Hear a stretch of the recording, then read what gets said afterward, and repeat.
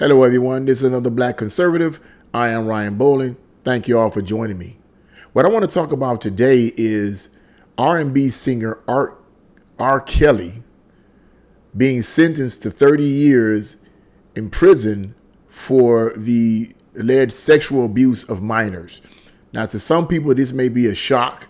30 years. Someone literally put on Facebook, R. Kelly got 30 years in prison, one of these people who was pro R. Kelly or whatever, and they're really bothered by it. And I know the reasons why they're bothered by it, because this to them is a racial thing. So I'm going to talk about that when we get into this. But yes, he's got 30 years. To some people, that's a shock. Some people, it's like, okay, he deserves it. Here's the deal. I'm going to say this right out front before I even start reading this article. I was never into R. Kelly when he was around, when he was really singing in the 90s and the early 2000s. I heard some of his songs, but I didn't purposely say, I want to listen to R. Kelly today. I really wasn't into that much. Most of the R&B artists that I listened to was from like the mid 80s and 70s. Those were most of the, I didn't really listen to R. Kelly that much. So I can't really say anything about much of his music. I can't say something about this situation where he's been sentenced for 30 years and what I believe what a lot of people feel about this, especially black people. So we're going to get right into this article. Let's get into this. And the article starts off with fallen R&B superstar R. Kelly was sentenced to 30 years in prison Wednesday for using his fame to subject young fans, some just children, to systematic sexual abuse. Through tears and anger, several of Kelly's accusers told a court and him that he had preyed on them and misled his fans. Now, I'm assuming that these accusers were black. Okay. So it's not so much, somebody can argue, well, it's, these black women against this, well, whatever. We're going to see what the deal is. You made me do things that broke my spirit. I literally wish I would die because of how you made me feel, said one unnamed survivor, directly addressing Kelly, who kept his hands folded and his eyes downcast. Do you remember that? She added. Kelly, 55, didn't speak at his sentencing, where he was ordered to pay a $100,000 fine.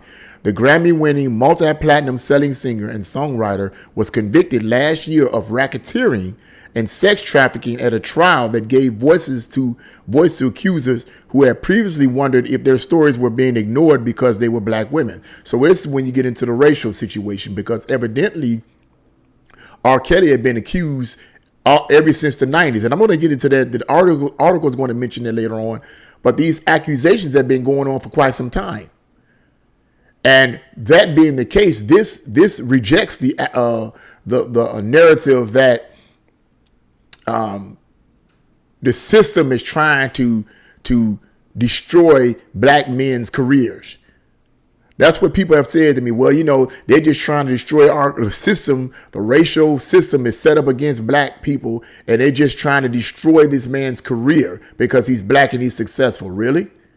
Let's go on.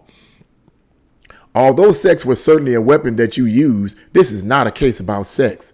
It's a case about violence, cruelty, and control, U.S. District Judge Ann Donnelly told him.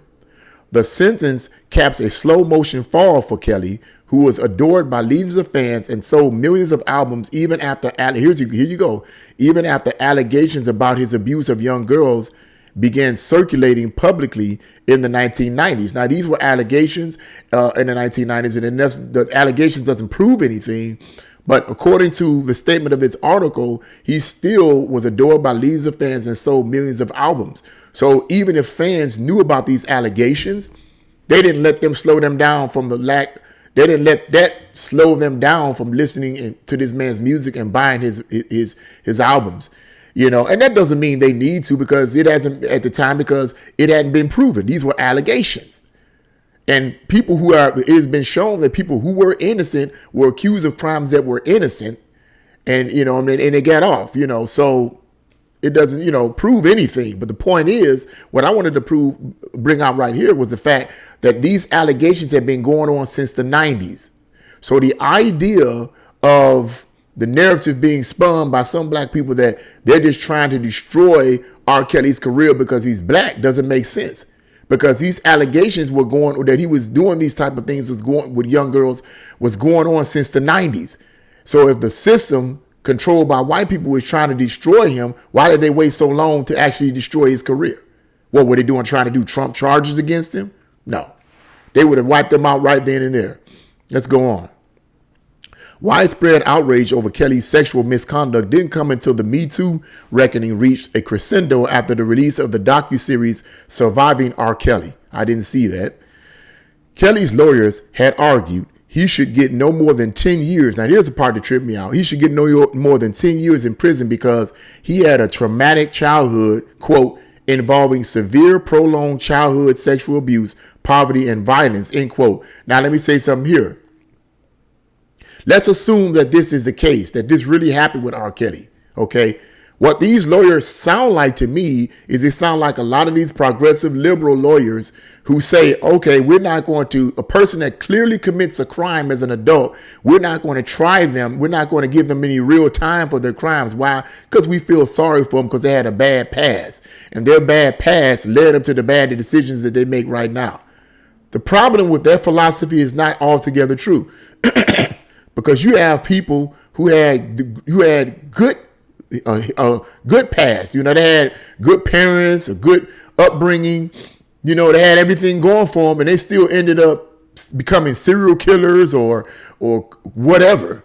So what are you supposed to say about people like that? See, when you can't elevate emotion over the law. If a person commits the crime as an adult, as a consenting adult, and they consciously commit a crime that they know is a crime, regardless of their past history, they are adults now.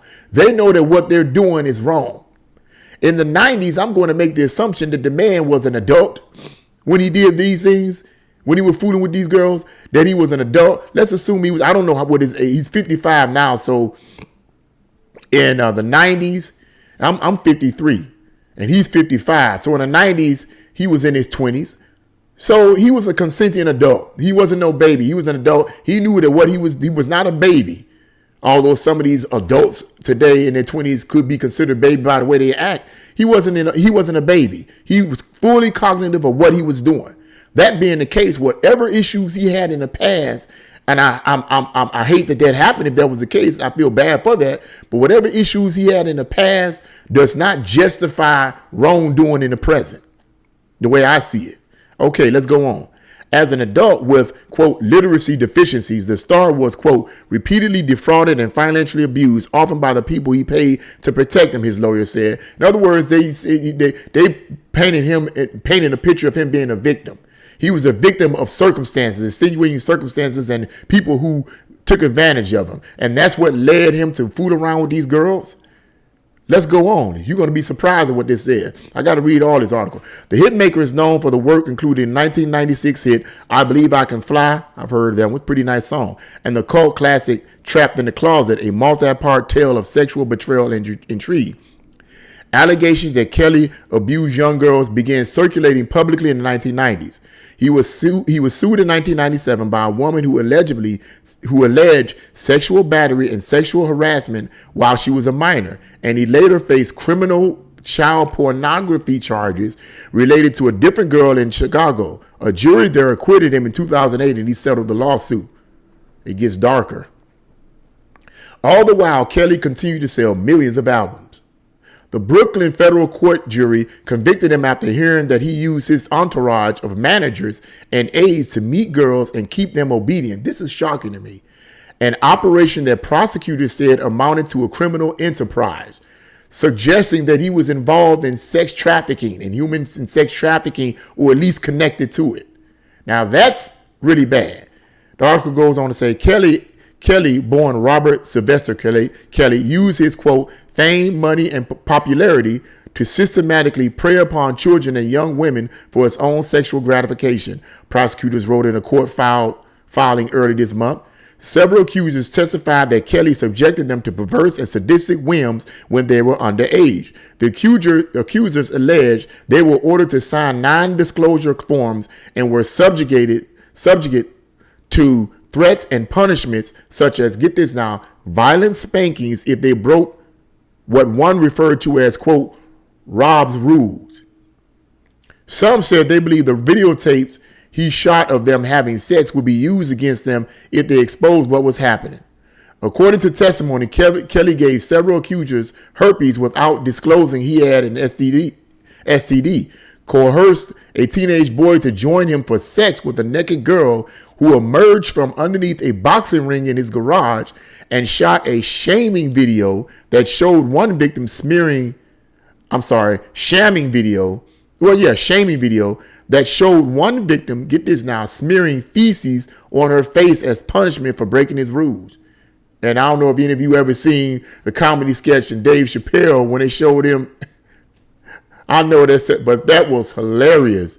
That was hilarious. You need to see that if you haven't seen it yet.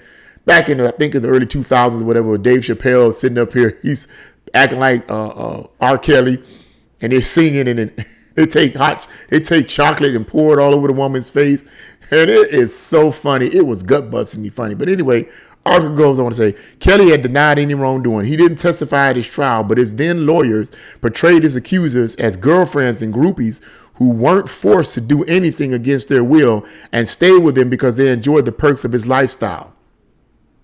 Evidence also was presented about a fraudulent marriage scheme hatched to protect Kelly after he feared he had impregnated R&B phenomena Aaliyah in 1994 when she was just 15. Witnesses said they were married in matching jogging suits using a license falsely listing her age as 18. He was 27 at the time.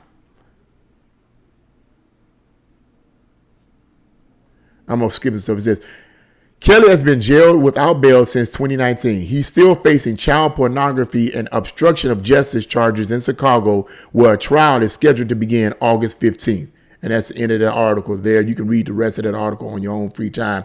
But the point is that that's pretty sick. But I don't believe at all. Let me sum this up and simply say this. I don't believe at all that this is systematic racism, like some people on Facebook have accused him of. Like some people have actually said, well, this is systematic racism. They're trying to destroy a black man's career. I don't believe that at all. These allegations have been going on since the 90s. And if the system was trying to destroy his career, like I said earlier, because he's black, they would have did it. They wouldn't have waited over several decades before they decided to do something. And also, if that's the case, they would have destroyed the careers. If the system is geared specifically towards black people to destroy their careers, they would have destroyed the careers of quite a few black celebrities and sports figures who did dumb things in their career that they knew was wrong. They did it anyway because they thought they could get away with it, and did it anyway. If the system was designed to destroy their careers would have been destroyed. My assessment is this. Unfortunately, I don't know, for whatever reason, black celebrities and black sports figures think that they can just do and say anything that they want to do and say and just get away with it. Most of the time, they tend to get away with it.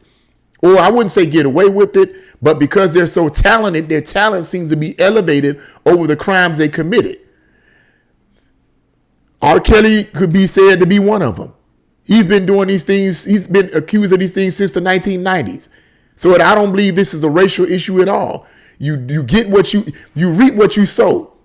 If that was the case, then just about every black celebrity would be in prison right now if the system was geared against them. Let's stop acting crazy. These people, these black individual celebrities, get in trouble because they do things that are stupid and dumb, and they do things that sabotage their own career. That's why they do it. Unfortunately, it just happens to be black people that do it. It's not all black people. Clearly, there's whites and others who are doing it too.